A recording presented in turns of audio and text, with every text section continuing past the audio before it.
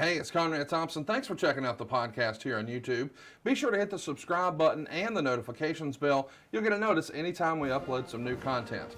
And when I'm not asking Bruce, hey, how big was Batista's? Well, you know. One of the things I like to do is help people save money. And if you're watching this video right now and you're in a 30-year loan, man, you're overpaying your single biggest bill and you may not even realize it. I want you to do a little experiment for me. Take your calculator out, multiply your monthly house payment by 360 payments. That's how many payments there are on a 30-year loan. That big scary number, that's your total of payments. You're looking at that number? You know you can do better. Keep more of your own money right now and go to savewithconrad.com. Or maybe you've got credit card debt. Man, it's not a matter of if I can save you money with that. Your average interest rate on a credit card is more than 20%. And by the way, all the interest you pay on those credit cards, it's not tax deductible. Whereas the mortgage interest, well, that is tax deductible. So if you owe this debt, it's up to you how to pay it back. Doesn't it make sense to get the cheapest rate possible and the greatest tax deduction possible? Find out how much money you can save right now for free at savewithconrad.com. You don't need perfect credit. Even scores in the 500s can be approved, and it's no cost out of pocket. But maybe best of all, we're licensed in more than 40 states. We can help more families than ever before. But how much can we save you? Find out right now for free with a quick quote from savewithconrad.com. Well, he won a gold medal with a broken freaking neck. He's a real athlete, so give him your respect. He's got intensity, integrity, intelligence too. Oh, it's true, it's damn true. So if he ever finds you and you're chanting you suck, then he'll douse you in dairy with his big milk truck. And with one angle slam, he'll lay you out on the floor. So listen up, it's time to go.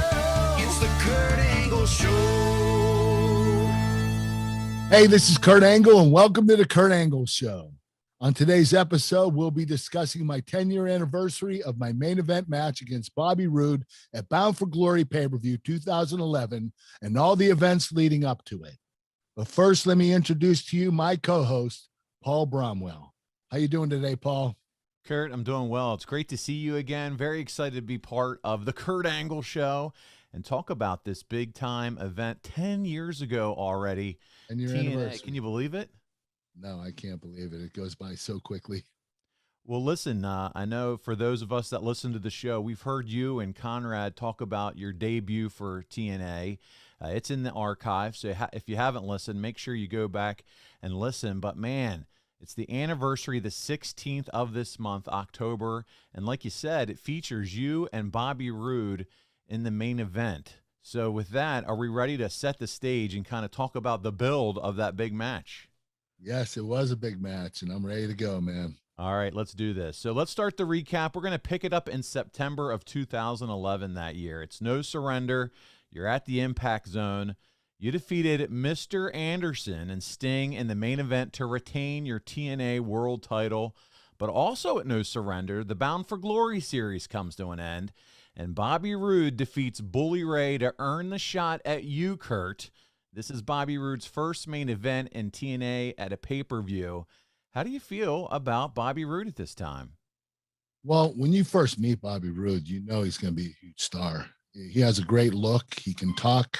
You know, his mic skills are incredible. His in-ring ability is unbelievable.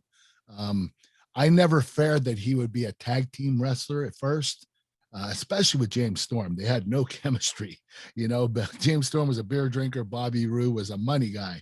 But they made it work, and they made their name Beer Money. Yes. You know? So they actually made it work, and those two guys were going to be single wrestlers from day one. I knew that, and they were going to have a lot of success, and especially Bobby Roode. It's interesting that you said that. I always thought the same thing. You know, you had Bobby Roode kind of in the form of a ravishing Rick Rude, Mr. Perfect style wrestler.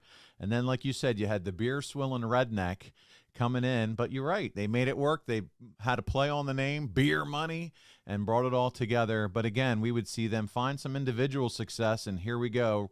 Bobby Roode would start with this main event push. So from the Observer, we're going to start off with some of the background here. Nearly 6 months back, TNA made the basic plans for the Bound for Glory pay-per-view. Sting was going to beat Hulk Hogan to give Dixie Carter back control of the company.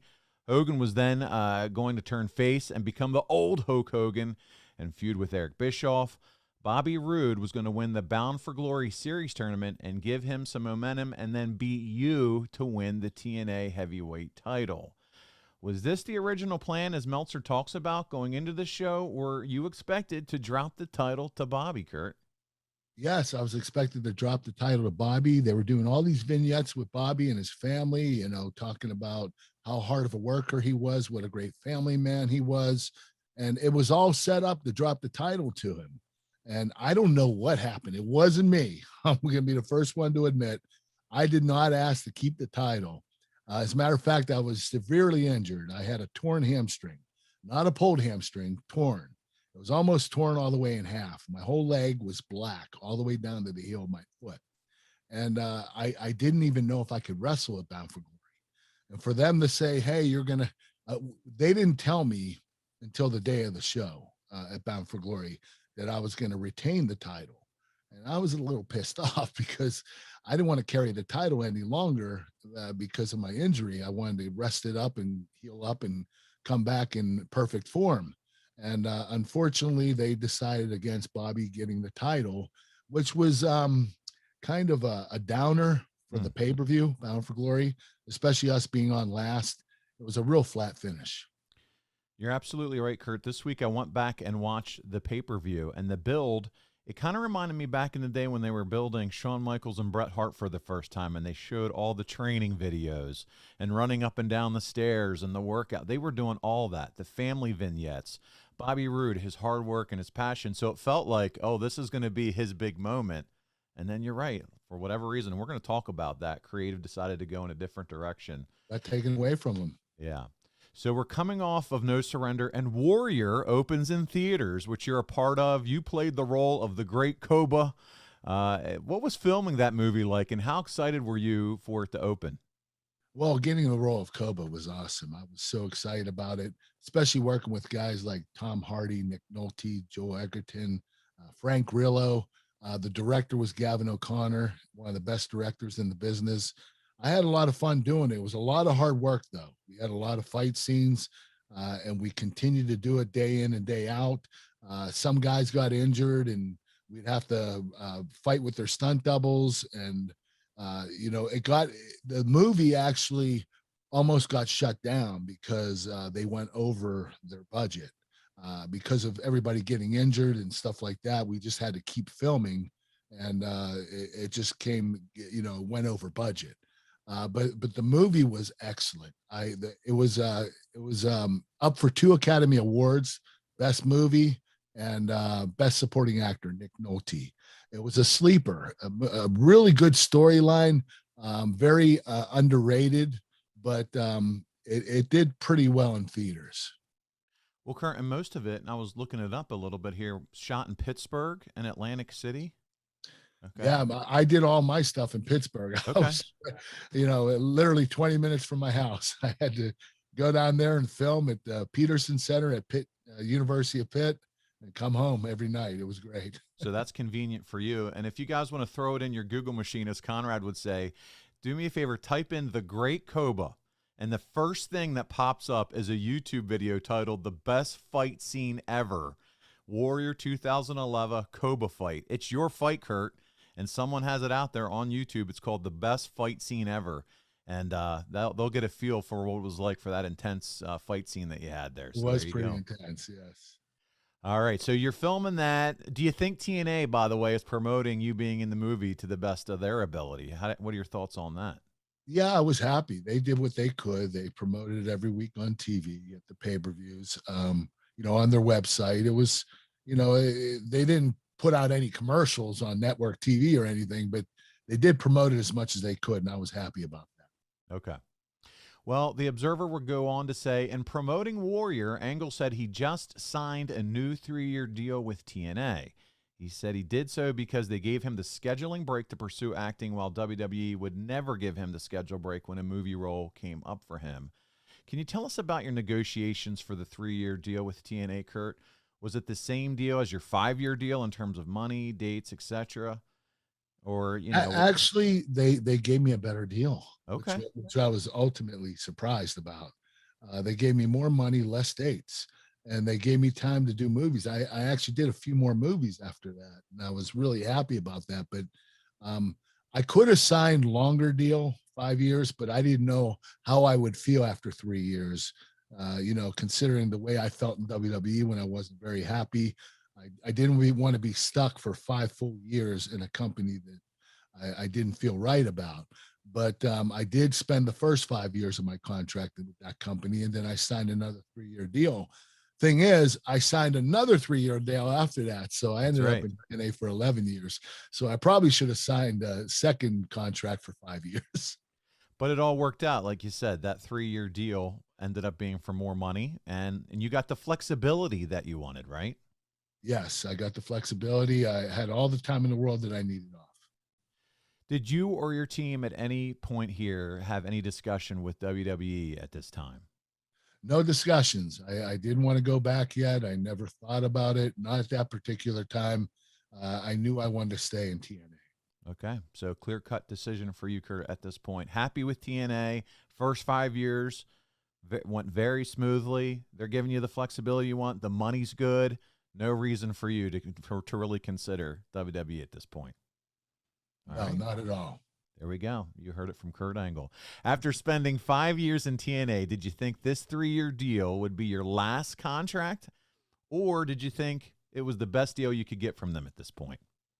Well, I could have gotten a better deal as far as longer deal. But, I was happy with the 3-year deal. It wasn't the only option for me, but I felt it was the best at that particular time, just to go 3 years.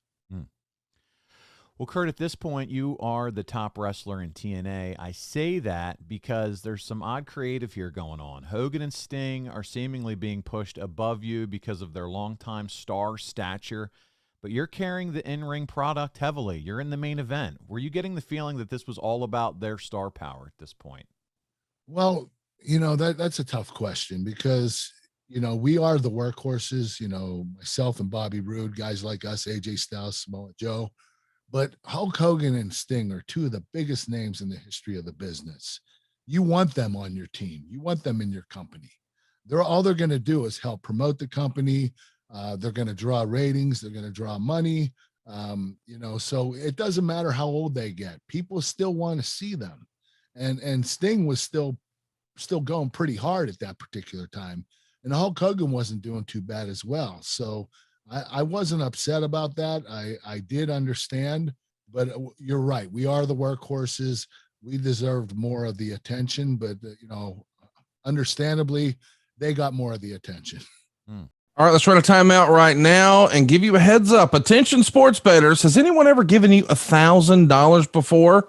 Well, Jeff, our guest at this time, is trying to do just that. Welcome to the program, the king of Vegas sports gambling and America's odds maker. It's Wayne Allen Root. Wayne, how are you? Hey, Conrad. Hey, Jeff. I'm not trying to give you $1,000 free. I'm giving you $1,000 free at vegaswinners.com. That's my website. And I know so many people in the wrestling world love to bet on football. It's an American pastime. It's now legal in most states, a majority of American states. And guys love to bet on football. But I know people get skeptical and cynical. So even though I'm the best in the world, the media calls me the king of Vegas sports gambling, even though I've assembled the best team ever, 21 great sports handicappers at vegaswinners.com, and you have 21 heroes to choose from who all are very good at what they do, I still wanted to give away $1,000 in free winners at vegaswinners.com to make everybody come, register, and do their thing. Yeah, it seems like you've got it all over at vegaswinners.com. You've got free picks, you've got the best bets, and you're doing it every single day. Not just yourself, but 21 champion sports betting experts. Dude, this feels like a deal that's too good to be true. It's fully automated. It's completely private.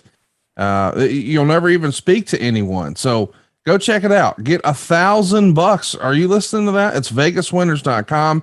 Just log on to vegaswinners.com. That's vegaswinners.com. Well, so here we go. We're going to start the push for you versus Roode. You announced that Roode would have to battle in another series. This time, the series is Roode against all the members of Fortune, and it starts with AJ Styles. The gimmick is that if Roode loses to any of them, they get his shot at you instead.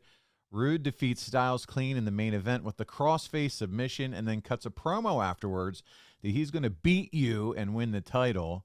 And on an episode of Impact to continue the build for you, Roode and James Storm have an in-ring segment which ends with Storm putting a beer bottle in his crotch, and he tells you to, well, we're gonna play the clip here. Here we go.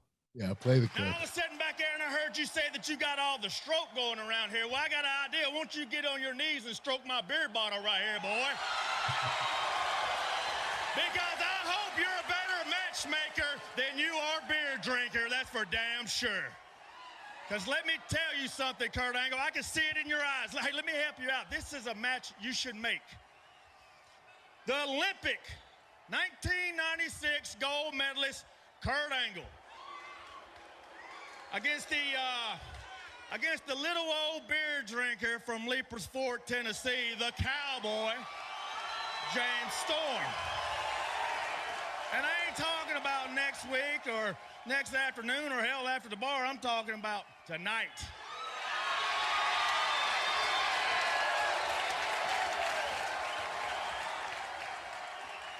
You think you're gonna show me up, Storm? Is that what you think? Is that what you think? You think you're gonna show me up? I'm the Olympic gold medalist. I'm the World Heavyweight Champion. You gotta be out of your freaking mind.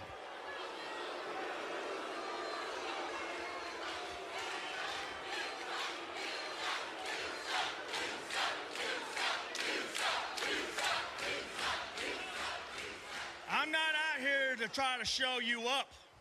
I'm going to earn your damn respect one way or another because I helped build this damn company. It's time for guys like me and Bobby Roode to get our justice. So, I know you always like a good challenge, so go put your stuff on, and I'll see you later on tonight. Oh, yeah, one more thing, Kurt. Sorry about your damn luck. There it is, and you guys would tear it down in this match here on Impact. Meltzer gives the match a 3 3/4 stars. It goes 11 minutes. Listen, if you haven't seen the match, go out of your way, get the Impact app, check it out. It's a tremendous match. Was this your first opportunity working with James one-on-one? Yes, it was my first singles match with James, and I absolutely loved it. I knew the kid was really talented. I knew that he could pull it off, and we had an incredible match. I was so excited about that match. You know, James and Bobby Roode, those guys were always in the back of my mind that they were going to end up being main eventers in TNA and other companies, wherever they went. They were that good. I just knew that. I'm going to ask you a question here, and it's about Bobby Roode. He's ended up in NXT. He's now in WWE. Once you saw him make the jump to NXT and you knew he was a part of WWE, did you think, my goodness, finally this guy is most likely going to be elevated at some point to a main event status? He just has what it takes. Oh yeah, he had everything it took. I mean, you know, it's from looks to in-ring ability to promo skills to, you know, relating to a character that he wanted to do. Bobby was one of the best. I knew that he had a lot of promise and that he was going to have a lot of success anywhere he went. WWE, TNA, AEW, it wouldn't have mattered. Bobby Roode was going to be successful. He achieved it in NXT, winning the NXT title, but he hit the main roster and things just haven't kind of worked out in terms of him, you know, taking that next step. And I think a lot of fans would have loved to kind of see some of that out of him there, maybe get more. I think that, you know, the company is so wrapped up in making sure they're producing their stars. And, you know, sometimes they overlook other guys. And it's unfortunate, but eventually Bobby will get his chance. I know he's gotten a lot of chances that didn't last very long, but I think that he will eventually get his chance and he will be WWE champion eventually. Wow. Let's certainly hope so. Yes. I like it. All right. I'm going to put you on the spot again here, Kurt. Coming out of this match, do you think Storm or Roode was a better opponent for you? Oh, jeez. Well, the thing with James Storm, I wrestled him healthy. And, you know, we had an incredible match. I thought it was a 4-star match. But Bobby Roode at Bound for Glory, I was injured. I was injured Right. pretty badly. But I am going to say that Bobby was a little bit better of a ring technician than James. James is more of a brawler. Bobby was more of a technician. So I would choose Bobby over James, but it's very, very close. And it's just really comes down to a difference in style, to your It is point. a different style. Exactly. You're exactly right. All right, there you go. You're doing good so far. I put you on the spot twice, and you're passing with flying colors. Scott Steiner is put together with you as your trainer for Bound for Glory. What did you think of doing these promos with Big Papa Pump, Scott Steiner, and how much fun was he? He was awesome. You know, the great thing about Scott is he shows up for work and he works hard. He's there on time for pre-tapes, for his matches. He never misses. He's always ready to go. The cool thing was, you know, him training me, he was just so entertaining. You didn't know what's going to come out of his mouth from one sentence to the other. You still He don't just, really. no, he's just you know, what's the word I'm looking for? He's unpredictable. Unpredictable. There you go. He really is. He is hilarious. Some of the shit he comes up with is just out of this world. And yeah, it has you kind of looking around at each other like, what did he just say? And the crazy thing is, if you think about it extra long, it actually makes sense. Well, and now look at his bloodline. His nephew, Braun Breaker, is in the NXT. I don't know if you've gotten to see or hear anything about him, but it's Rick's kid. And my goodness, he's setting the world on fire for NXT. But he looks just like the third, you know, Steiner brother. But it's Rick's son, Scott's nephew. My goodness. In the blood. It is. That's Steiner blood, man. So he's doing his thing down They're here. badasses. They are. They are badasses. We've heard the behind-the-scenes stories, guys. You don't want to mess with them either. So there you go, Scott Steiner. He's helping out Kurt here. And it's important to note here that Bound for Glory is not scheduled for the Impact Zone. No. We're in Philadelphia, Pennsylvania at the Liacouras Center, which, oh, by the way, both AEW Dynamite and Rampage were in that building recently. How big of a deal is it, Kurt, to finally get out of the Impact Zone for you and the company? Well, it was a sign that the company was growing and that we were starting to make more money, drawing more ratings. It was a great sign for us to know that the company keeps expanding, and the bigger we got, the better we would do. And to be able to leave the Impact Zone and eventually wrestle in other arenas was the one goal that we had in mind that we wanted to accomplish. I got to tell you, Kurt, as a fan watching it on TV this week, it had the arena feel, and it felt like a pay-per-view show, whereas you were just conditioned to watching everything at the Impact Zone every week, that studio feel. So I can't agree with you more. It felt like a real wrestling pay-per-view from the studio and the production, so that's a big deal.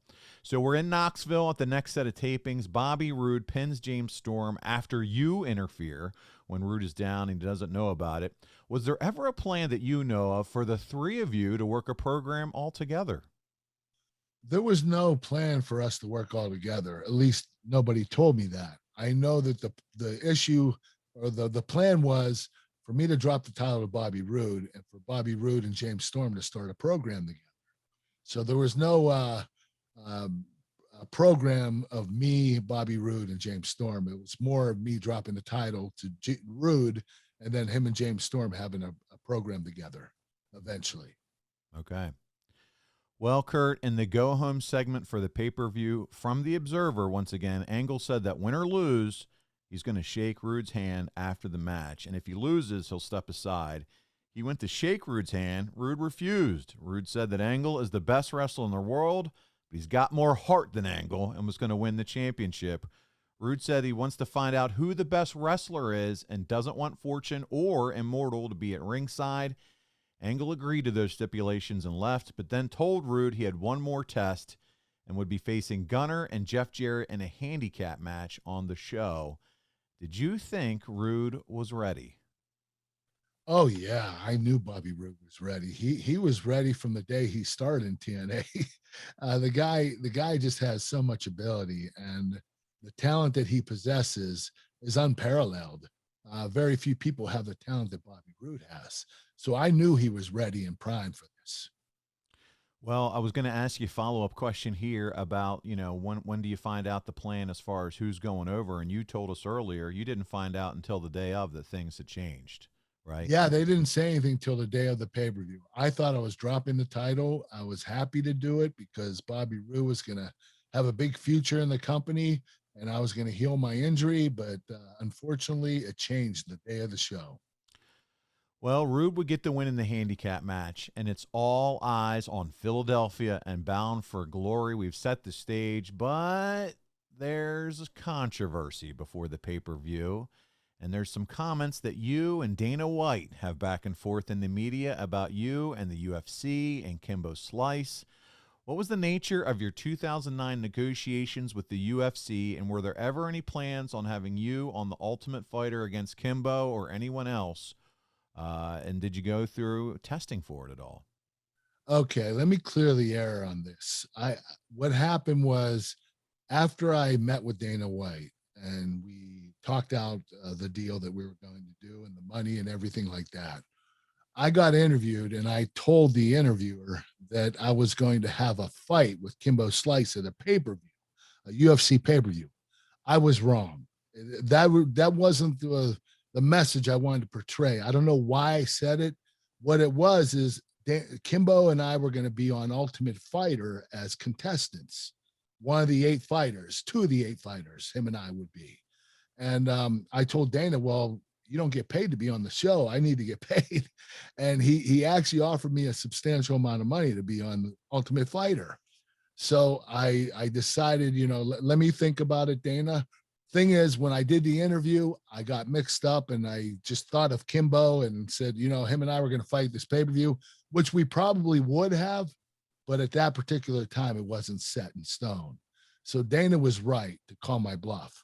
I did do testing. I don't know if I passed or not, or the physical.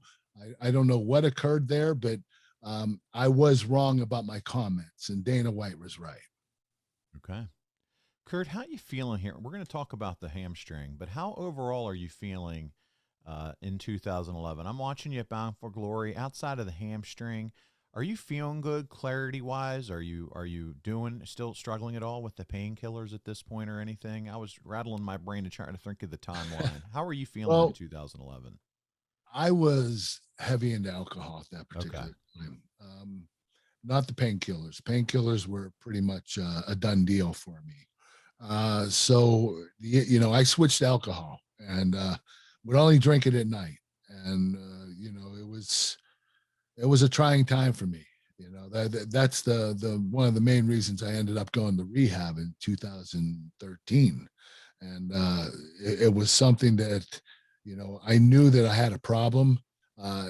Switching from painkillers to alcohol, that's what addicts do. And it was no excuse for me to do that, but that you make a choice and you have to live with it. And I really ruined my reputation big time, especially getting 4 DUIs in 5 years, which was unreal. I was very careless, didn't really think much, made poor decisions, and I had to live with that. And the movies we were talking about earlier, they stopped calling. So, I've spent the last 8 years trying to, earn back the respect of other people and society because, I did make a lot of mistakes and, but I've been clean and sober for 8.5 years and I've been doing pretty well. So at that particular time, I wasn't doing so well, but, I wasn't either in WWE. Yeah, I was watching the card and I was just looking at you and you looked leaner. You were very lean around 2011. That's because I just did the Warrior movie. Yes, right. So you did I had to lose 30 pounds for that. Now, if you're still, and you're also at this point doing the movie and, you're having your struggles with alcohol, did that impact you at all, you think, making that movie? Going back? No, I stayed sober during the day. I filmed, I'd only drink when I got home. So, it wasn't an issue as far as the movie is concerned, no. But the crazy thing is when I would drink on the road, I would drink while I was driving, which was stupid. I mean, that's the dumbest thing in the world you can do, not just for yourself, but you're going to end up killing other people. Right. And it was just dumb decisions that I made. And, the drug took over, and there was nothing I could do about it. And that's why I ended up going to rehab. Sure. Well, let's get into the hamstring. You talked about the hamstring. How did you injure the hamstring? When does it occur? And you talked about how bad it was. So talk us through that injury. I don't remember what match it was. I do believe it was about 2 weeks before Bound for Glory. And I tore it, and I knew right away it was bad. My leg ended up going limp, and the swelling, the blood rushed down there, and it just got so swelled up, and my whole leg got black. It was just black and blue all the way down my leg. The blood just ran all the way down to my leg into my foot.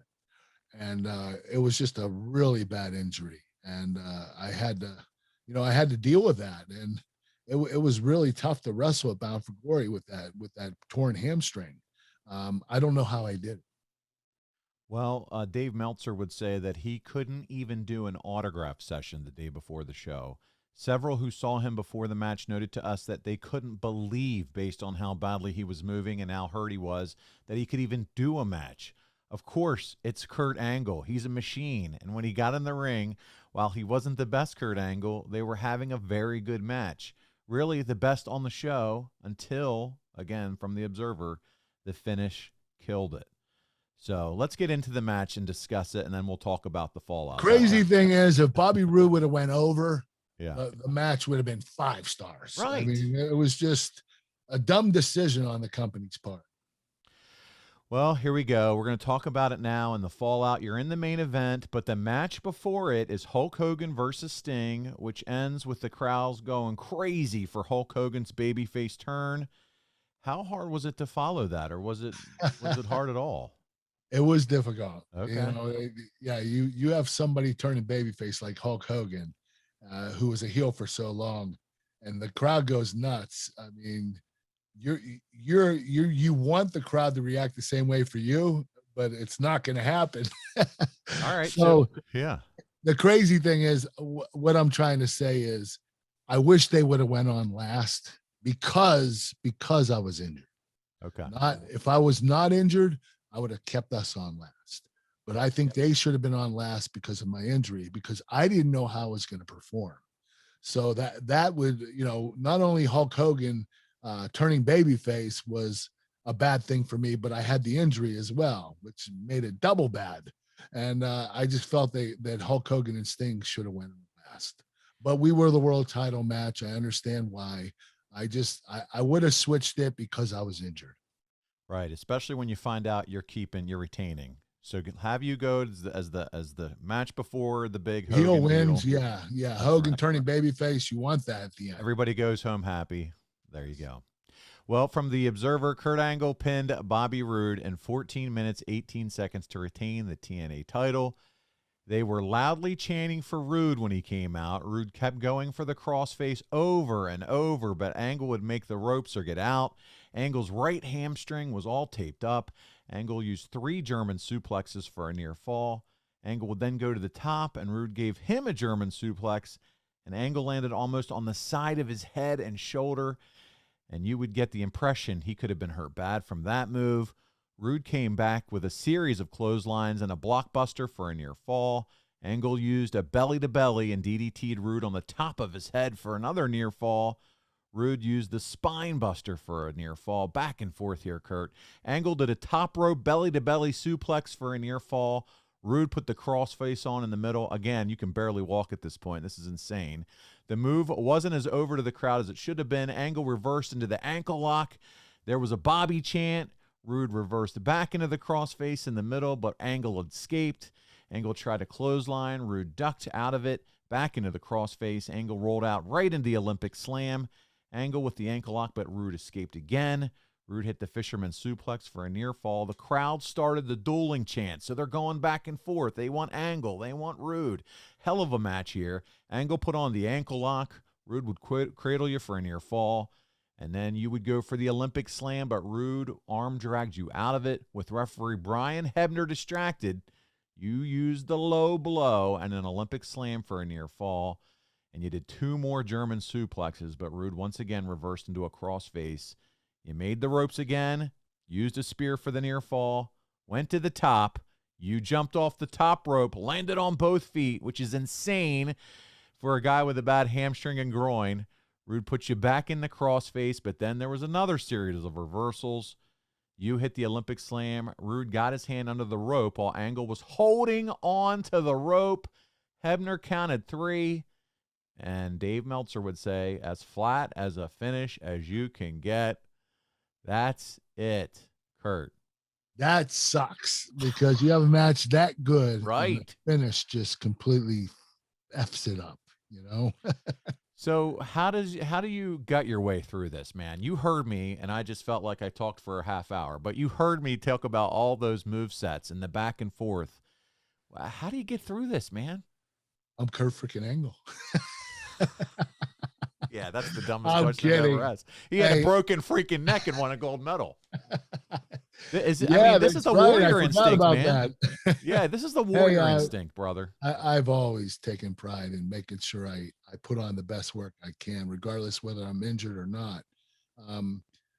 For me, I would rather wrestle injured than not wrestle injured. In other words, if I knew that I was going to have a crappy match because of my injury, I would still have the match to try to make it better. I just have always been like that. I'm a perfectionist, and I want to give the best I can no matter how I feel. Well, here we go. We're going to tie the story up. This is straight from The Observer. Hulk Hogan at the last minute came in and decided against Roode winning the title. The original plan was for Roode to win the title and build to a Roode versus James Storm program down the line.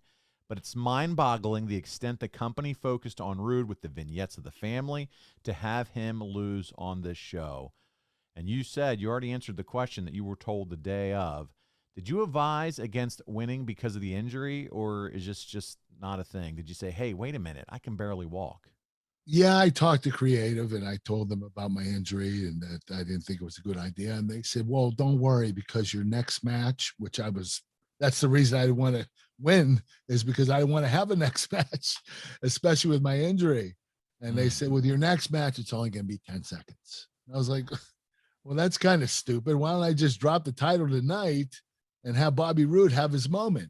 And I think what the reason why they went against that is because they wanted Bobby Roode to have a moment, a world championship moment. And I think they felt that I couldn't have the match I was expected to because of my injury. I think that's why everything changed. Because of my injury, they felt that Bobby Roode wouldn't have the moment that he deserved. So he would be able to earn it against James Storm later on down the line when James Storm beat me the next day for, in 10 seconds with a super kick. And, that's all I had to do in that match, which was the quickest match I've ever been in. I think it might be the quickest match in the history of wrestling. But, it was, I wanted to, I knew that Bobby Roode should have won that match at the pay-per-view. That's just how I feel. Well, you explaining it that they wanted Bobby to have his moment at least gives us some kind of explanation as to why. That's the only thing I could think of. Yeah. Because you're right. At the next Impact taping, you dropped the title in a less than 1 minute match to James Storm because you're hurt. And, I'm sure you did agree with dropping the belt to James Storm or whoever at this point, just so you can heal and rest up, right? Yes, exactly. Well, what did you think of the match overall, Kurt? Just in general, the whole scenario, how this all worked out? The match with James or Bobby? Because the match with James was 5 seconds. Well, that match will take us 1 second to talk about. But just the overall feeling, this Bound for Glory, the whole thing with Bobby. I mean, did you ever, it sounds like you would have loved to at least just drop the belt to Bobby Roode that night if you had it over to do again. Yes, but I was really proud of the match we had. I thought it came off a lot better than I expected it to. I thought it was going to be a disaster. I really did. With my injury, I didn't know if I was going to finish the match. So it was a blessing to me to be able to be a part of that and to stay healthy enough to get through that match. That showed me that I had a lot of poise.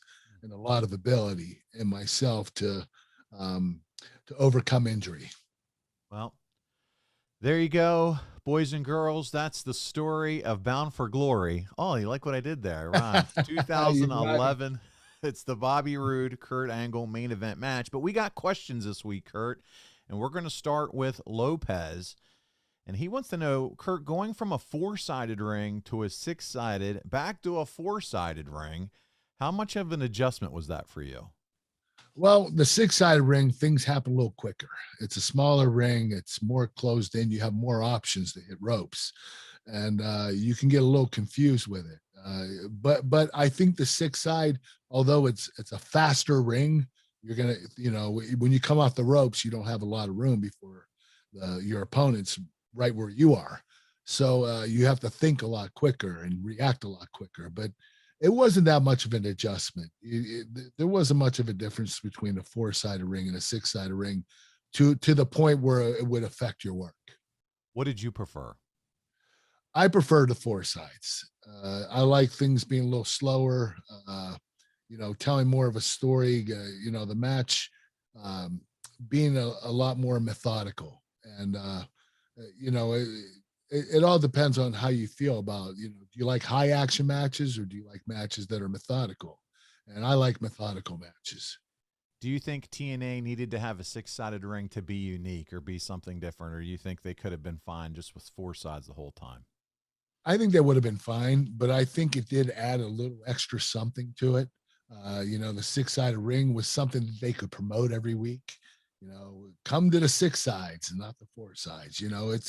It was just a good marketing gimmick. They could sell toys that nobody was selling in wrestling. Yeah, 6-sided rings, and yeah, without a doubt. Okay. Instagram, a wrestling historian, is up next, and these are why we get questions like this. Why didn't Hulk Hogan believe in Robert Roode? That's the question. Because of that. I think he believed in Bobby Roode. I just think that he didn't want he wanted Bobby to have his moment in the ring, and I think that he felt that I wasn't up to par to have the 5-star match with Bobby Roode that he deserved. So I can't think of any other reason why he'd want to hold back Bobby Roode of winning the world title, especially with how we promoted him up till the pay-per-view and everything that we did, the vignettes and the storyline. It was all set up for Bobby to take the gold, and it didn't happen. And to your point earlier, that was the actual plan until the day of. It was the plan until the day of, and I don't know why it changed. Okay. Michael McClanahan is up next, and he said, Kurt, what were your thoughts on the Bound for Glory series concept, and do you believe it was successful in creating interest and intrigue around the build for the pay-per-view? Yes. I mean, you have guys battling for the world championship, and, having a tournament is very intriguing. Tournaments are very marketable for fans. They like to follow the brackets and see who won and see who lost and how your favorite wrestler worked up till the finals. It's an exciting thing to do for the fans, and I think it always works. Mr. Impact, also known as Craig here, he said, which was your favorite match with Bobby Roode and why? So is there something that sticks out to you? You might not have to necessarily remember the event, but do you remember a specific match with him that you were like, man, we really tore that down?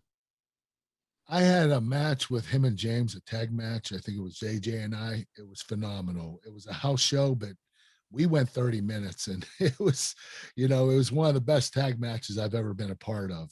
Unfortunately, it wasn't on TV or pay-per-view. That did suck, but I wish it would have been. And that's sometimes what we find, Ric Flair would talk about all his great matches with Ricky the Dragon Steamboat, and we talk about the trilogy they had in '89, and he was like, man, you should have seen what we did in the 70s on the house show loops. Those were some even better matches, and unfortunately, sometimes they are. Yeah. Ray LeDuc is up next, and he says, Kurt, did Hogan virtually help Roode's career more by not winning the title? So do you think that he essentially helped Roode's career more by not winning the title? I don't see how that makes sense. Yeah. No, I think it might have made Roode a little more hungry. It might have also frustrated Bobby. He was expected to win the title, and he got it taken away from him. and Hulk Hogan is the reason. I don't know why that would make Bobby would do Bobby a favor by not winning the title. Maybe to teach him a lesson. I don't know what lesson you're trying to teach him, but I think that Bobby deserved to win the of Bound for Glory. That was his goal. That's what he deserved. And to your point, again, you're a vital part of the organization back there. I'm sure you have your thumb on kind of the pulse of what creative is and what they would like to do.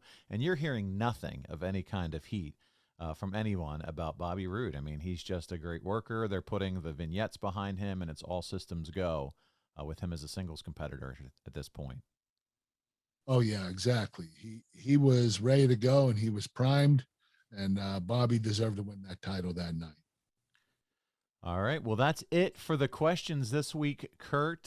Next week, coming off of you and Conrad's interview last week with Samoa Joe, it's time to discuss your first pay-per-view match for TNA, and it's against the Machine, Samoa Joe, at Genesis 2006. This is also going to cover Samoan Submission Machine. That's right, the Samoan Submission Machine. It's also going to cover your debut in front of the Impact Zone. And your start with TNA, the build to you versus Joe. What do you think you're most excited to discuss about this one? With Joe? Yeah. Oh, gosh. Just our matches. Yeah. We had phenomenal matches. They were so physical. Joe's one of the most physical guys I've ever worked with. And for his size, the way he can move, he's quick, he's catty, very athletic, but he's a brawler too. He's a technician and a brawler. He's got it all. The kid's incredible. And you know what? He doesn't have the exact perfect look for wrestling, but that's okay. I mean, he's a Samoan dude, and Samoans, that's how they're built. A lot of them, not all of them, but I think that Joe was going to have a lot of success regardless. Yeah, no, he is one of the most badass wrestlers in terms of when you think about his presence, his persona, how he carries himself, and then the way he articulates, the fact that he helped write your Hall of Fame speech, and some of that we learned with your episode that you did with him last week, man. Just a great guy all around. Sounds great at the commentary table. He's just all around. He's very intelligent, very articulate. Not much of a. You can't find a better guy than Joe to do commentary or to speak for you at a Hall of Fame. I'm telling you, the kid came up with some crazy ass words that I didn't even understand, but he made me look really good. Joe? Right? Yeah. What's this mean? Let my family save your family some cash. You don't need perfect credit. You don't need money out of your pocket, but we will save you money. It's not a matter if, it's a matter of how much. SaveWithConrad.com. Again, I need an encyclopedia. That's good, Kurt. Well, listen, I'm a simple man. Hey, I get it. Let's talk about things that help keep us in shape now. Let's talk about physicallyfit.com. Let's talk about those chicken snacks. They seem to be flying off the shelves. Tell us about them, Kurt. Well, chicken snacks and Snack Smart crispy protein bites. One's chicken protein, one's plant protein, organic plant protein. We have 11 different flavors. They're all incredible. They're engineered into a Chex Mix type of texture, and we flavored them: sweet barbecue, sour cream and onion, sriracha, cinnamon swirl. We got 11 different flavors.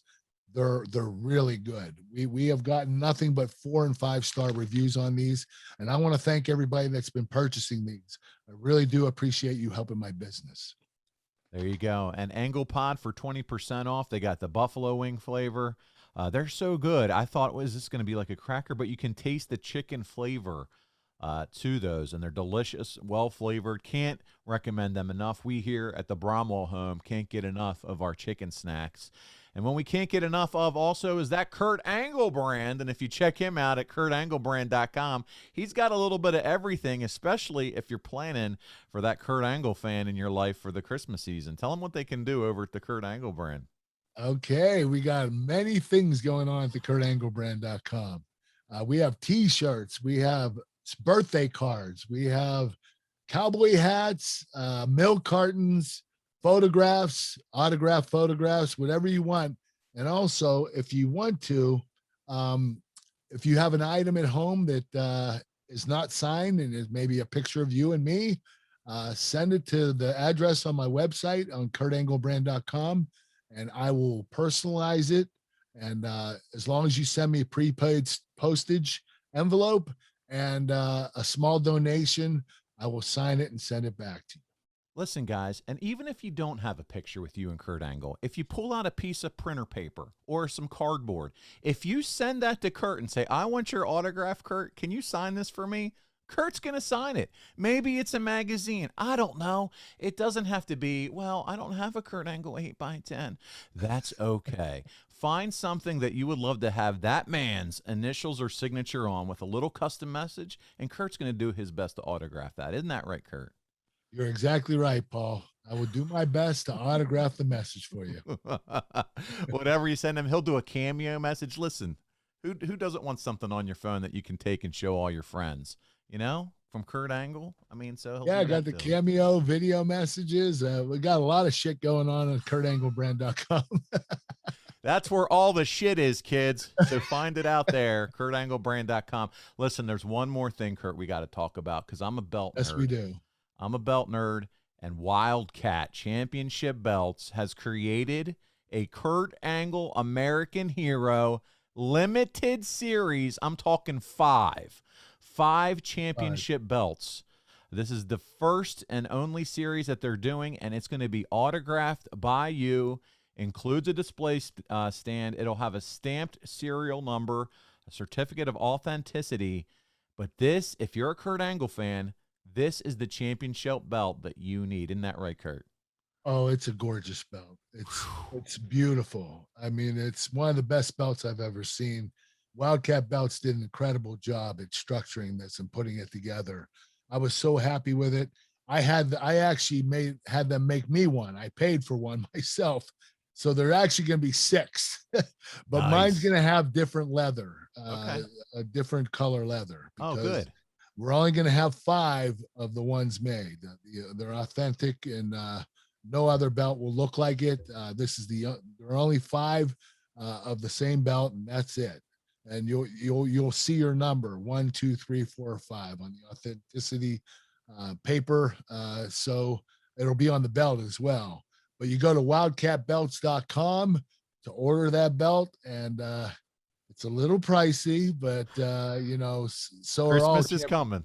Real titles like that, it actually isn't that expensive when you can think about what it is. So, yeah, the work and craftsmanship that goes in it. The guy who's doing this, Andrew, he's the same guy that makes all the belts for the WWE. So he does their WWE belts. So it's going to be absolutely beautiful on real leather plates. And I mean, it's got the Kurt Angle colors all throughout. I can't tell you about it enough. Go to @WildcatBelts on Facebook and Instagram to check out the photos. Or, as Kurt said, you can go to wildcatbelts.com and look at the Kurt Angle belt there and contact Andrew through his website, man. I'm telling you, get in while you can. It's going to be well worth it, and it's going to be a unique collectible that only you and 4 others and Kurt will have on your shelf. So, man, that's an awesome opportunity. It is an awesome opportunity. I'm very happy about that. Well, listen, if you're a fan of Kurt's podcast, which you have to be, you just listened to us talk about Bound for Glory 2011. And if you're a fan of wrestling nostalgia in general or looking to connect with other wrestling fans like yourself, adfreeshows.com is the place for you. Get all 7 podcasts early, ad-free on video for as low as $9 a month. That's just 30 cents an episode. And if you're looking for even more, we've got tons of exclusive bonus content, as well as live experiences with your favorite stars of the past and present. And you're not going to find it anywhere else. Ad-free shows is the community if you're a wrestling fan. So sign up at adfreeshows.com. And when I talk about bonus items, Kurt, we just recently recorded a bonus episode of the top 10 all-time talent that you never stepped in the ring with.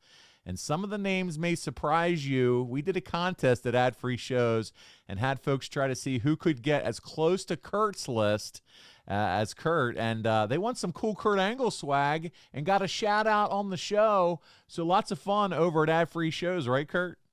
Oh, yeah. Yeah. We had a lot of fans almost picked my top 10 dream list. It was close, man.